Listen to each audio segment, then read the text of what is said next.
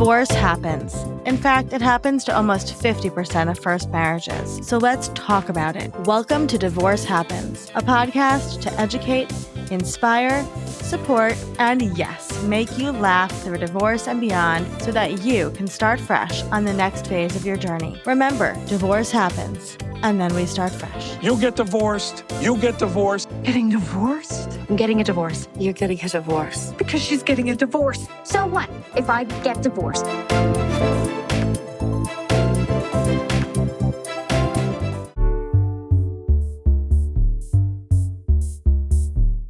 Hello, hello, hello. Welcome to Divorce Happens, the podcast where we support you before, during, and after divorce with education, inspiration, and a little bit of laughter because, as you know, divorce happens, and then we start fresh. Today, we're coming to you with a very special episode. We had an amazing winter author series this past winter, and we concluded the series with a book discussion with our very own Oona Metz and her book Unhitched. The discussion was so juicy and so wonderful, and we had such a great time that I thought everybody should hear this. So, without further ado, please take a listen to a live conversation between Oona Metz and myself, all about Unhitched and divorce and relationships. And really, it's about how there are so many feelings that are universal and we can relate to so many things, even if we don't realize it at the time. Take a listen and enjoy. Hello, everyone. We are here with our final book discussion of the winter series. I cannot believe how quickly this has gone. With one of our, we're just so proud of Oona. We've been watching you on this journey really from the beginning. I think we started working with you when the book was just kind of a deal, and now That's right. Yeah. the whole thing. I am particularly proud of this book for many reasons, but one is that I'm on the back cover, so I'm selfishly telling everybody to go buy this book. But we're gonna get into kind of like the unique parts of this book. But before we jump into that, I would love for you just do a real. We all know who you are, but for those that don't know who you are, do a real quick intro, and then can you tell us why you felt like Unhitched had to come to fruition? Oh, thank you so much. And thank you so much for hosting all of these book talks. I've been to almost all of them and they've been wonderful. And I just love Fresh Starts Registry, as you know. Yes. And you've been such incredible supporters of my work. So I really appreciate you and Jenny and everybody who's come on tonight. So, yeah, So the way this book came about is that about 15 years ago, I started leading divorce support groups in my practice here in Boston. And I currently have 3 groups, and I've been leading all of those groups at the exact same time, same day, for 15 years straight. So I've literally seen hundreds of women through the divorce process. And even though every marriage and every divorce is unique, I really began to notice a lot of themes and common kind of patterns, common feelings. And I think those are the things that really connected the other group members together. So I finally decided I just had so much useful information and insights in my head about the emotional journey of divorce. And when I looked around, I really couldn't find another current book that was written by a therapist for women about the emotional journey of divorce. And so I finally decided I just had to write it myself. Yes. So that's what I did. Yeah. And it's so true. There really isn't a book like this out there. Even just today, I was in a Facebook group and somebody said, "What books do you use to recover?" And I was like, "This is the only one, guys. This is all you need." But Yep. it really is. It really is. So the Essential Divorce Guide for Women does take you through kind of everything you need to know, right, with getting divorced. But I want to talk about an aspect of the book tonight that is unique to this book and unique to the work that you have done over the past 20 years, right? Which is that there are really concrete examples of real people's marriages in this book. So I would love to get started with that and ask you, what what was the idea, the impetus for bringing those stories into Unhitched and not just making this like a guidebook? Yeah, great question. And I just want to be really clear, they're not actually real people. So in my practice, confidentiality and people's privacy is absolutely my highest priority. And even though I've worked with hundreds of women going through divorce, I didn't want to use anybody's complete story because I wanted to I really respect people's privacy.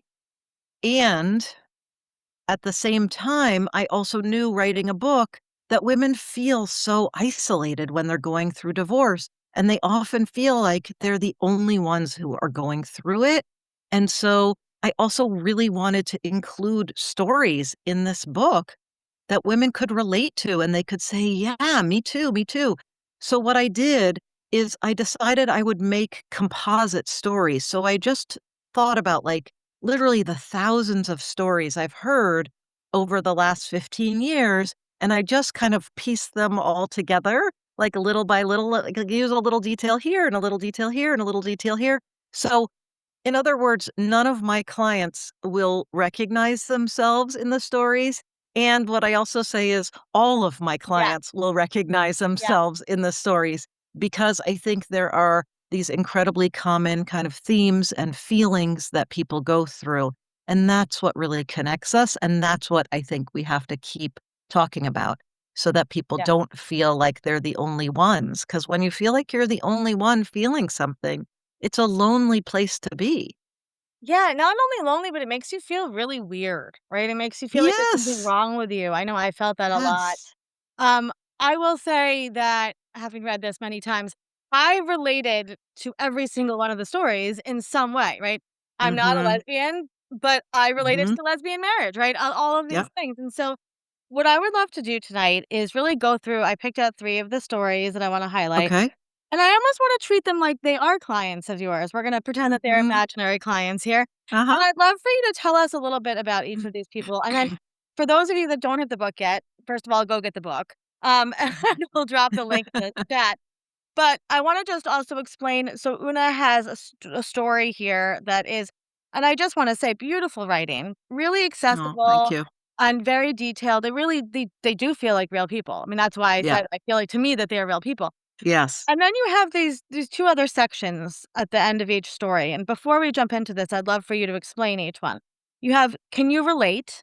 And then you have Mhm. Una's notes, which is my favorite, Mhm. because it feels like you're sitting in therapy with a therapist. So, Yes, yes. what is the "Can you relate" section? Can we go through that first? Mhm.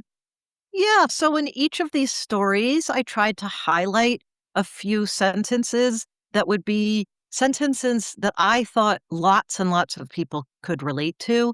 And exactly like we were just talking about before, I don't want people to feel alone. I want people to know that there are other people out there who feel like they do. And so that's why I put in that section. And so after each story, it's the next prompt is, "Can you relate?" And you check off the ones that you can relate to, and then, yes, as you're right, like, then it says Una's notes, and I kind of as a therapist, I kind of reflect on the story and give some of my thoughts about it. Yeah, so let's dig into this, and Okay. we'll talk about each one, but I would like to read some of the "Do you relate?" at the end also Oh, for yeah. people so they can so, okay, the first one I wanna talk about is Cynthia. And Okay. I particularly felt very close to the story because I'm gonna let you explain it, but ultimately it's about people from very different upbringings. And Mhm. my ex and I had a very different upbringing, similar, but it was switched. I was from more of a upper class society, and he was from the South and very, Mhm. poverty-stricken area. Mhm. And it did impact our marriage Uh-huh. and our values. Yeah. So, who is Cynthia? So Cynthia is somebody who got married pretty young and was really hoping that her marriage was going to work out. And, she married a guy who was a musician. He was from a more upper class family, and he was from a family where he didn't have to work. Like his parents would kind of jump in and help out financially. And Cynthia it kind of worked when they were in their 20s. She became a teacher, and he worked at a cafe for a while. But he really wanted to be a musician, but he never had much success, and so she was carrying everything. But she kept hoping over and over again that he was gonna grow up, that it was gonna work, and they finally decided to have a child, and then she was again hopeful, like, "Okay, maybe when we have a child, that will be the time that he grows up."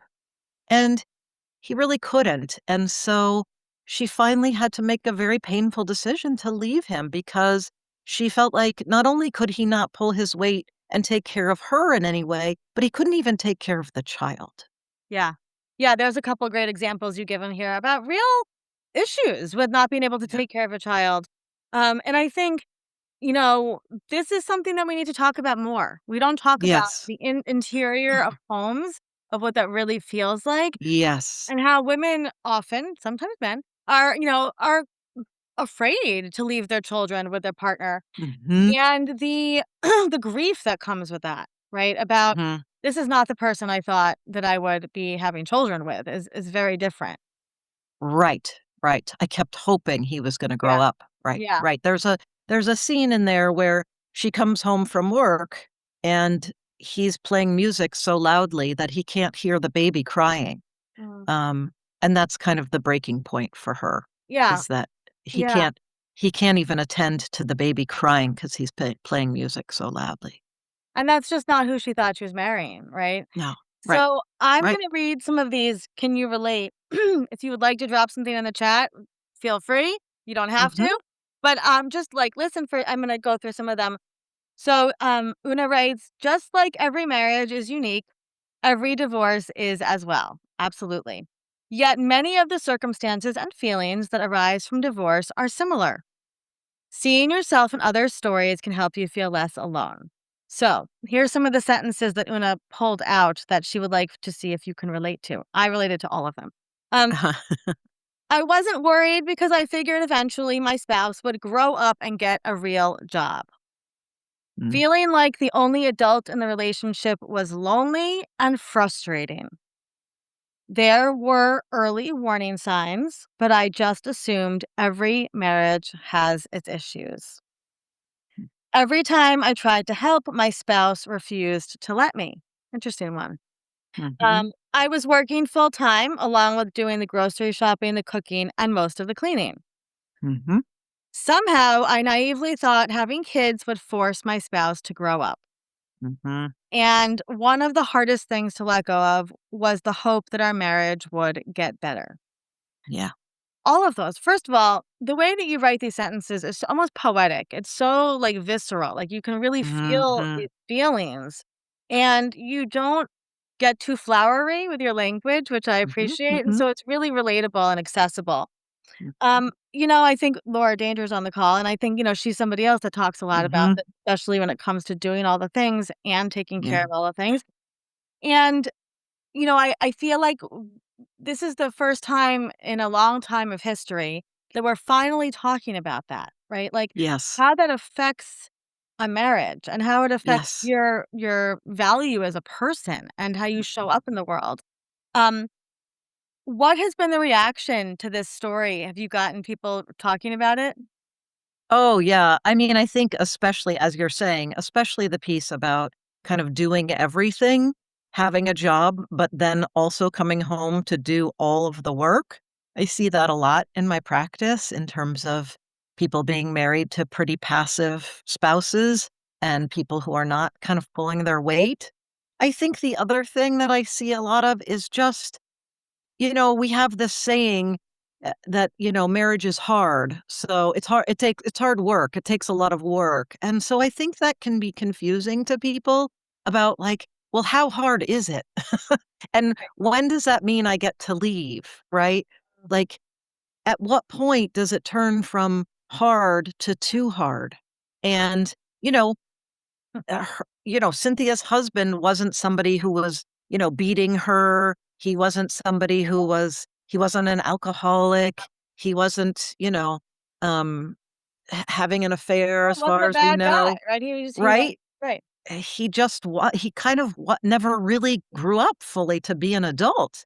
Yeah. And I think it's important, and that's what one of the reasons I included this story, because I have other stories in the book of much more difficult marriages. Yeah. And yet I think it's important that women know they have permission to leave a marriage before it gets, or even if it's not, full of infidelity and abuse and, financial abuse and all of those things. So yeah, that was important to me to include this as being kind of in some ways, a milder story.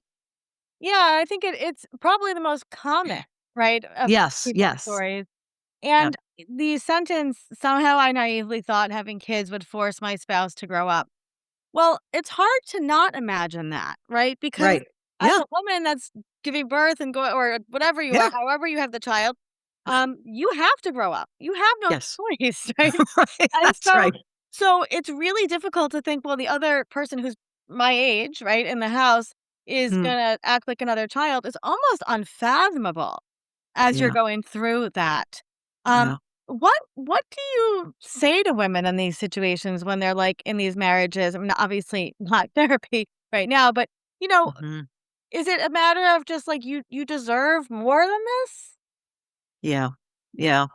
And also helping women to see kind of what is possible to change and what's not possible to change. In order for there to be change in a marriage, there also has to be agreement on what the problem is. And if your spouse doesn't think it's a problem that they're not participating, it's going to be very hard for them to change their behavior or for the two of you to change your dynamic. So, in some ways, the first thing that needs to happen is really an agreement about what is the actual problem here. Right. Um, Yeah, and that's and tricky. and I think, as I said in this one of these, can you relate? Like giving up the hope that it's going to get better is is very hard to do, and it's also a necessary if you're gonna move on. Well, I have a question for you about that because you said before, it's like, when does it go from being, like, bad to hard Yeah, to too hard? yeah, There's no, like, scale, right? mhm, How can working within a system like you have built, right, a divorce support group, help women figure out that scale of mhm, too hard? right. So one of the things I see in my support groups a lot of time is that women come in and they've kind of accepted what's happened, or they've been told. Either they've accepted, like, okay, well, we each played our part, or, it was hard, but all marriages are hard. Or they've been told that it's their fault. A lot of times, if women are married to somebody who has an affair, they are told that it's their fault that their spouse had an affair, for instance. Well, you didn't, you know, you didn't give me enough sex, or you didn't give me enough attention, Yeah. or once the baby was born, I was no longer the center of attention and you ignored me, so I had to have an affair. And I think being in the presence of other women in a support group really helps them to see other people's perspectives of, like, wait a second, like, that's not cool that your spouse said that to you. Yeah. Like, that doesn't work. And sometimes they can see it in the other women in the group before they could see it in themselves. So they might see, like, that's not okay that your spouse treated you like that. Yeah. And then they realize, oh, well, my spouse treated me like that too. And I guess if it's not okay for her, it's not okay for me either. So Yeah. it's really powerful, powerful work. It's powerful, and it's sometimes it's what causes friendships to fall apart when you're going through a divorce too, Hmm. right? Which we've seen Yes. also when Yes. you see that. Yeah. Such an important story, but I wanna move on to another Yep. client here, fake client. Okay. Fake Um, client. Yep. Margaret, right? Oh, That's Margaret. Margaret, Yeah. yes. Yeah. Margaret and Yeah. Sophia, right? So many things Hmm. to unpack about Margaret and Sophia. Who is Yeah. this lovely couple, Una? Yeah. Yeah. So again, I just want to say that I feel like, the LGBTQ community has really been left out of so many conversations. They've been left out of conversations about dating, about marriage, and now about divorce. And LGBTQ people are getting married and they're getting divorced. And we deserve to be part of the conversation. And so it was very important to me um, to make sure that I was inclusive in this book and that I included examples of same-sex couples who were going through divorce, because we have a right to be represented. Yeah. So that was important to me. So this is a story about two women who got married, and they happen to be also cross-cultural, which I've seen a lot of too, and the kind of the things that that can bring up. Um, but in addition to being cross-cultural, um, uh, one of them had a family that was not supportive, and part of it was because of their Catholicism, and they were really not able to be supportive of the marriage, and that created some conflicts. I think the other thing that created conflicts in this couple is the way in which each of member of the couple viewed privacy. And I think for Margaret, she really wanted everything to be very private and just to be between her and her spouse. And for her spouse, for Sophia, sorry, I'm mixing them up. Margaret really wanted to be able to talk Right. with her friends and to really be. She had come out earlier. She really wanted to be out in the world and talking about their marriage, about their plans to have a baby, about all of that. Whereas Sophia really wanted to be much more private and not talk about their experiences with the outside world. And that really created conflict too for the couple. And it really heated up when they decided to get pregnant. And so Margaret went through IVF and she wanted to talk. It was hard for her. She really wanted to talk about it. She wanted support. She didn't feel like she was getting enough support from Sophia. So she wanted to talk to her friends about it. And that felt like a real betrayal for Sophia. And, it's not that one of them was right and one of them was wrong, but they were really in a mismatch around kind of how they communicated to the outside world. And what ultimately ended up happening is that Margaret got to the point where she felt like sh- she needed to have a different kind of partner, and one who could really communicate better with her and be excited about their upcoming pregnancy and the birth of their child. And so Margaret ultimately made the decision to leave.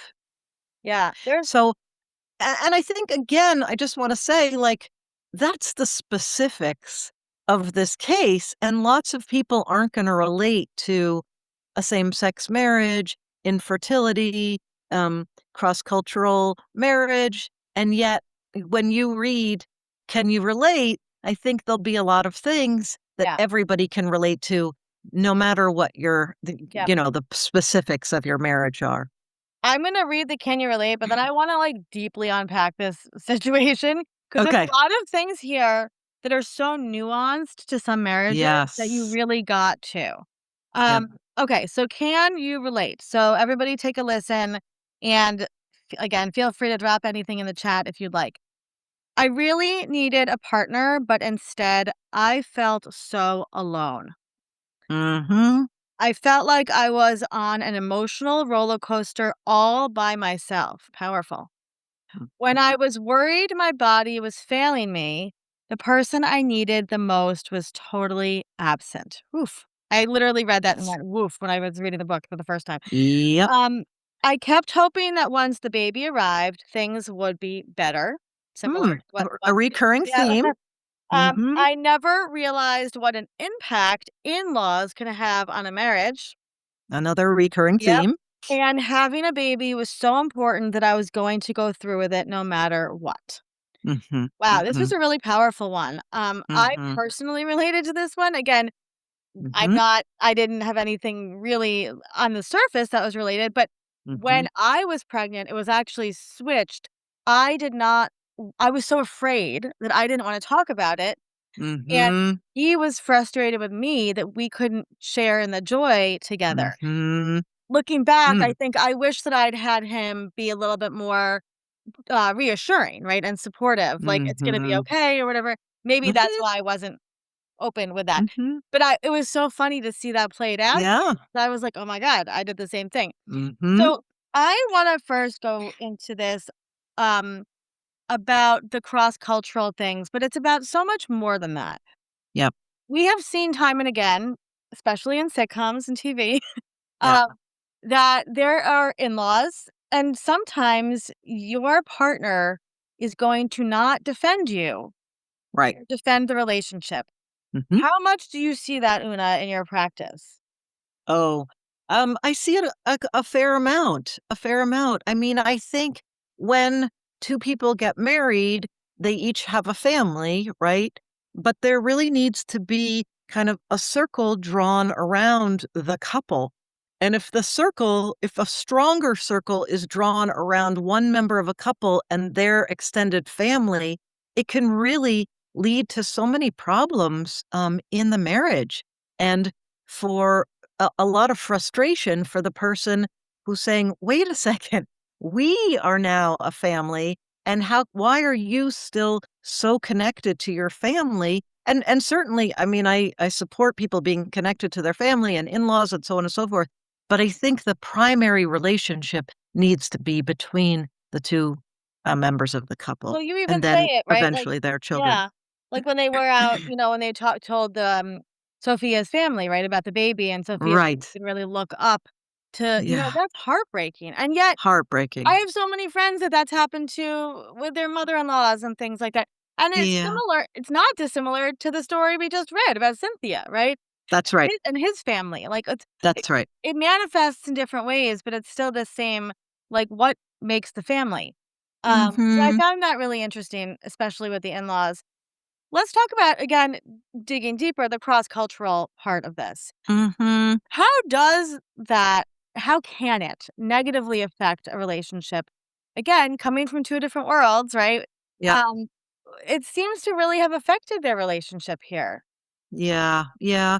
And it's not to say that it's necessarily gonna impact a couple. Sometimes I've seen plenty of cross-cultural couples that work out really nicely, Yeah, and sometimes it's not specifically the culture that's the problem, but in the case of Sophia and Margaret, her family, um, was deeply Catholic, and it was almost the Catholicism which was the problem for them rather than which was related to their culture, but it was more the religion that was the difference in religions that was related, and the way in which they kind of viewed Catholicism as being, very judgmental and critical of, any same-sex couples. yeah, yeah. Which So is again, you take a lot of other religious, institutions and families. I mean, Jewish mothers are known to do this too in their own way, right? Yes, yes, Italian mothers, right? So,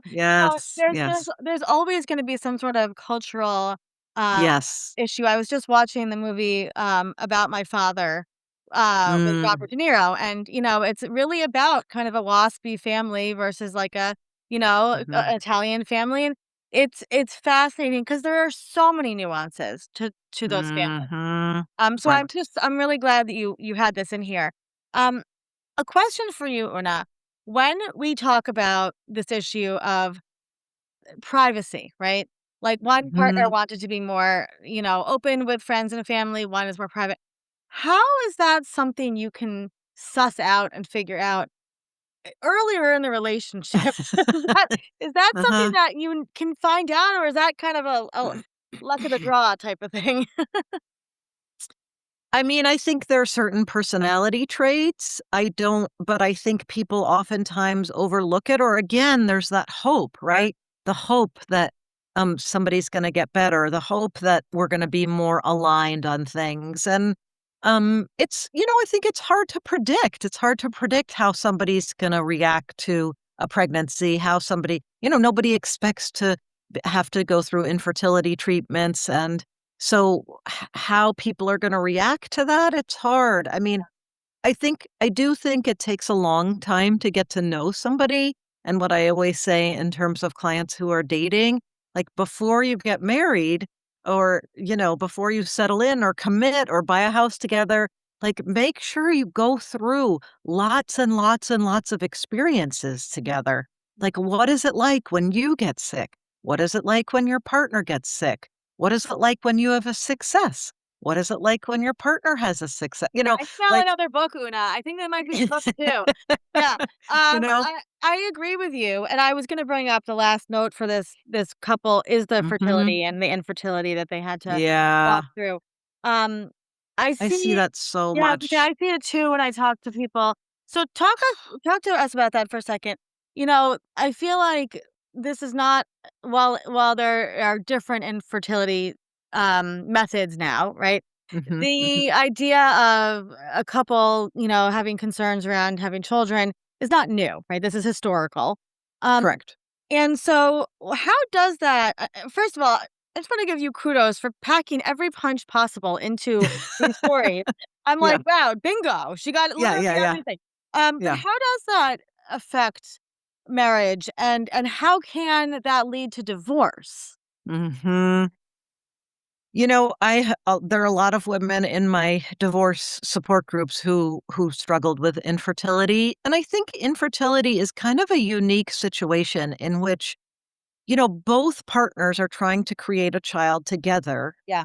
and yet the baby is only growing or not growing in one person's body, Uh-huh. right?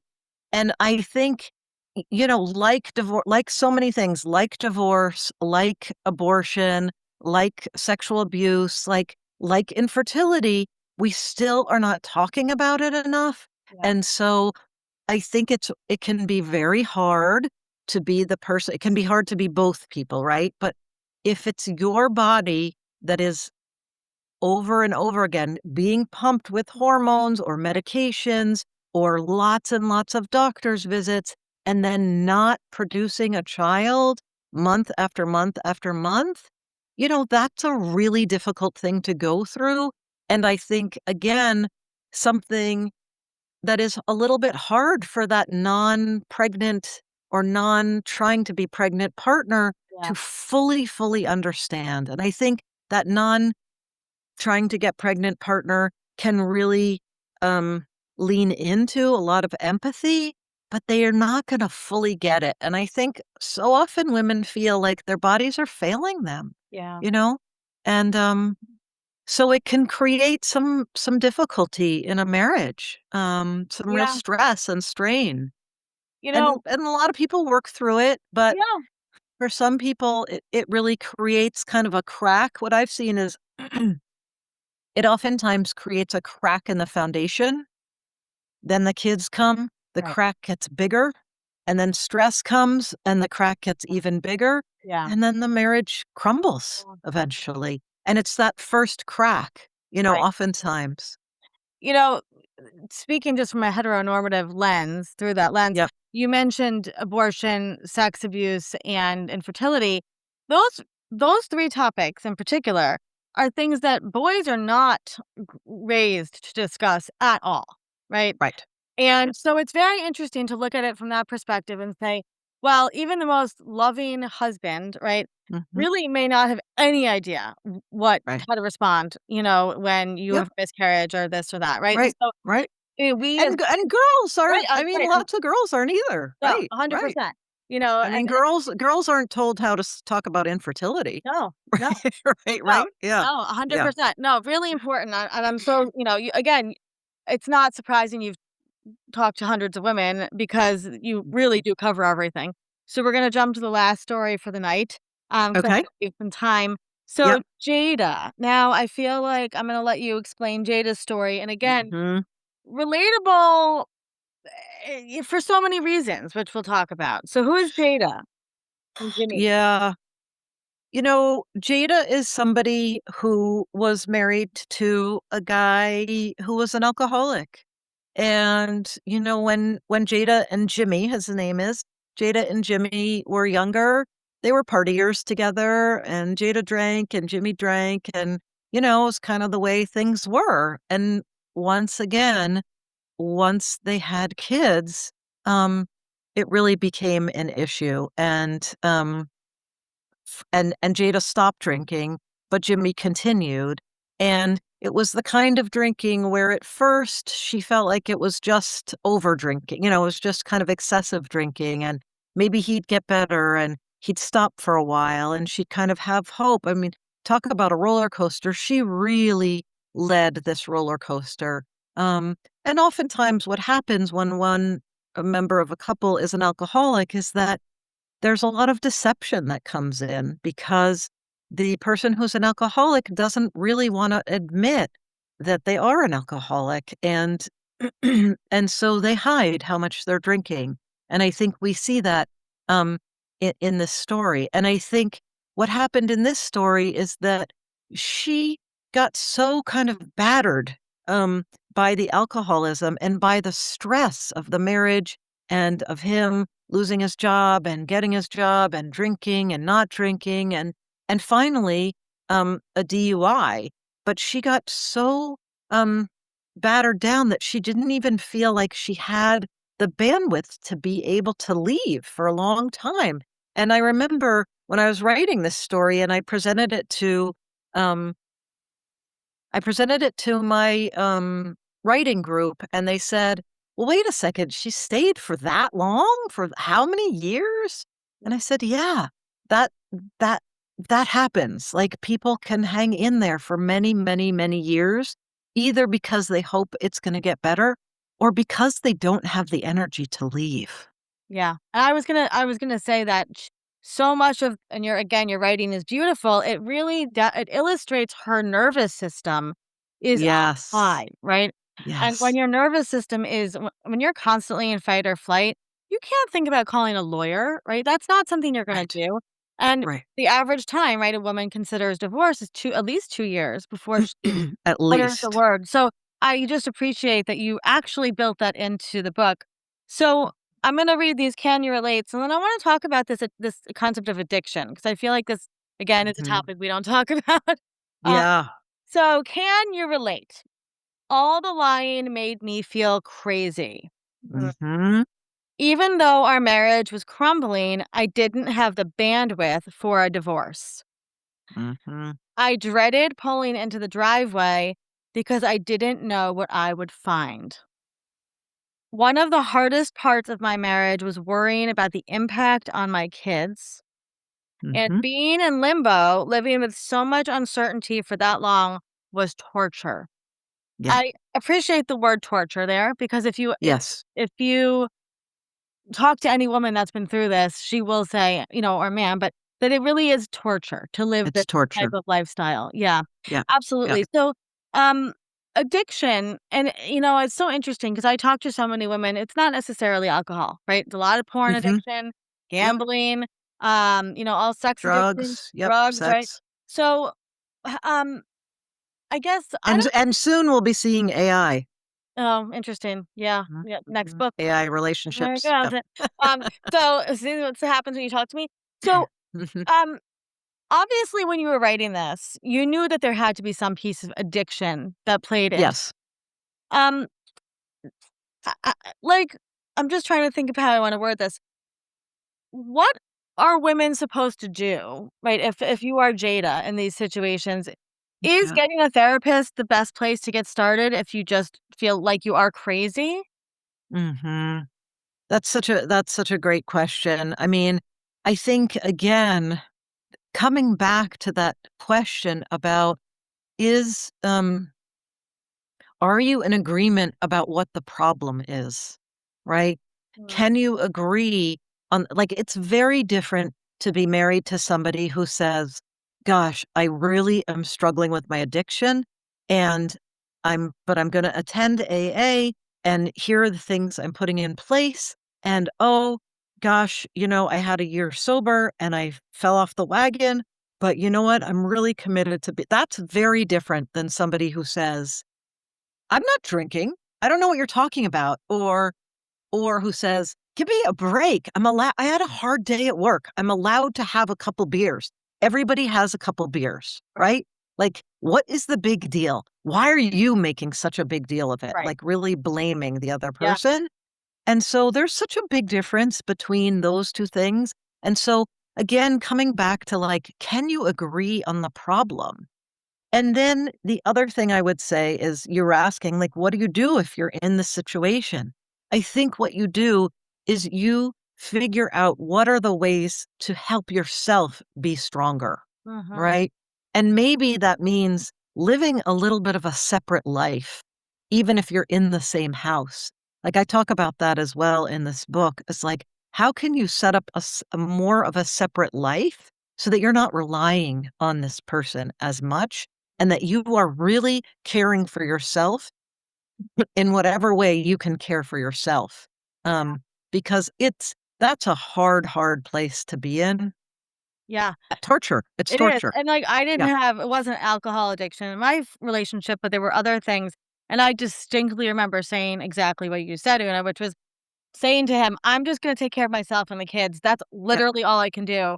Mm, And, mhm, I think that there are many, many couples who on paper, right, or in pictures look like mhm. they have a happy family, Yes. and, in the background, in that interior, right, it is torture, right? And, Yes. um, it Yes. can be, and so the last aspect of this before we close for tonight is the children, right? She's worried about Mhm. that, and again, this is common. People do really get DUIs while driving with their kids, Yes. it really does happen, and so what would you say to a woman? I mean, I know you do a lot of work around why divorce is a positive thing for families. So what would Mhm. you say in this situation? Why was it so important for you to include this in the book? Yeah, I mean, I think addiction is real and people are struggling with addiction. And I also think that there are plenty of women who make a choice to stay in a marriage to protect their kids. And they cannot bear to leave and think that their children are going to be half time, the possibility of being half time with somebody who could be putting them in a car while they're drunk. Yeah, Um, and I feel a lot of compassion for those people. And when people say, "Well, why don't you just leave?" yeah. Well, it's not that easy. And I've had a lot of women who come to me and say, um, "For a lot of years, I stayed in my marriage for my children, and now I realize I have to leave my marriage for my children." Mhm. 'Cause Yeah, they don't want their children to grow up seeing this. And there are certain things that can be put in place, but it's not a guarantee. I've had clients whose spouses had to use SoberLink, which is before the kids come over for a visit, you have to blow into a yeah. a Breathalyzer. Yeah, breathalyzer yeah, to show that you're not currently drunk. yeah. It's harder with other Yeah, other addictions. So there's nothing to blow into to show that you yeah. haven't been gambling or on No, and porn, it's but scary. It really is very, again, torture, right? It's torture yep, to think you're giving your kids over to somebody who you thought you were gonna have a different relationship right, with and is not safe, right? And right. I still feel like we don't talk as a culture about how your co-parent may not be a safe person. Yeah, And it's yeah, because it's very like, "Oh, we're not supposed to talk about that." But right. there are some parents that are truly not safe people. What's interesting is just to bring this to politics for a minute, um, Please, we'll have our always. own political Yeah, discussion yeah, tonight. Um, in Kentucky, they recently made a law that when you get divorced, it's a default 50-50. And everybody there, not everybody, but a lot of more conservative people are celebrating because the divorce rate's going down. yeah, So they're like, "Oh, isn't this wonderful? It's because people are staying married. Isn't this great?" Well, I think there's another side of it. I think that women are staying in bad marriages because they understand that if they get divorced, even if their husband is violent, even if he's addicted to opiates, he's still gonna get 50% custody, and so I don't think this is something for us to celebrate and say, "Oh, yay, people are staying married." I think this is something to be very worried about, and I think we're gonna see women dying yep, and kids dying, yep, yeah, because they're staying in a home that is unsafe, yeah, I agree with you. and women don't have another option, right? No, and I agree completely, and this goes back to what you said before, which is don't keep telling women just leave because that is not always the safest option, right? Sure. And I myself that's a hill I will die on too, which is we need, like you said, we need to have compassion for these women as well, because they often know better than we do, right? What's Yeah. going on in their house. Well, Unhitched is absolutely the essential divorce guide for women for so many reasons. It is so jam packed with so many. There's many more stories. There's affirmations. Mhm. There's journal prompts. There's stats and facts and figures and all this stuff. It's so you can literally go to any chapter and learn something. I'm gonna say, really, this should be the every, wedding registry gift that everybody should get. Um, but, if you know anybody going through divorce, this even if you're years out, it's really like I Mhm. love this, and I'm 7 years out from my divorce, Mhm. so it's just a fantastic book, and from your perspective, which is so loving, like, you truly feel like Mhm. you are in a group session with you when you read through this book, so I Oh, appreciate good. that. Good. You can, of course, buy it anywhere books are sold, on Mhm. Amazon. And is there anything else you want to share about the book before we close tonight? No, I also just wanted to say that in addition to having the paperback copy, there is the audio Yeah, version, grab that. so people can get it on audio. I was the narrator, and it was again that was another choice that I made with this book. That it was Mhm. very important to me that this book be in an audio version. Both because people have different learning styles and different reading styles, and some people really prefer, but also for some women, this is a safety issue. Yeah. And for some women, as you were saying before, women think about going through divorce for years Yep. before they actually initiate it. And I think some people may not want to have this on their bedside table, Right. right? If they're still with their spouse Right. or have it, in the car when they're picking up their kids, Yes. getting reading a chapter while they're waiting in the Yeah. school pickup line. Yeah. And so, you can put it in your earbuds and you can listen to it in the privacy of your own home or car or wherever you are. Thank you for coming, and Yep. definitely check out Unhitched. We'll have the links also with this.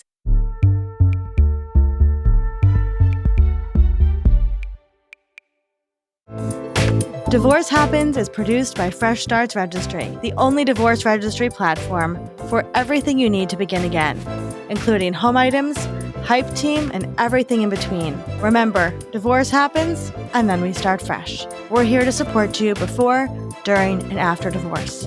Head to freshstartsregistry.com for more info.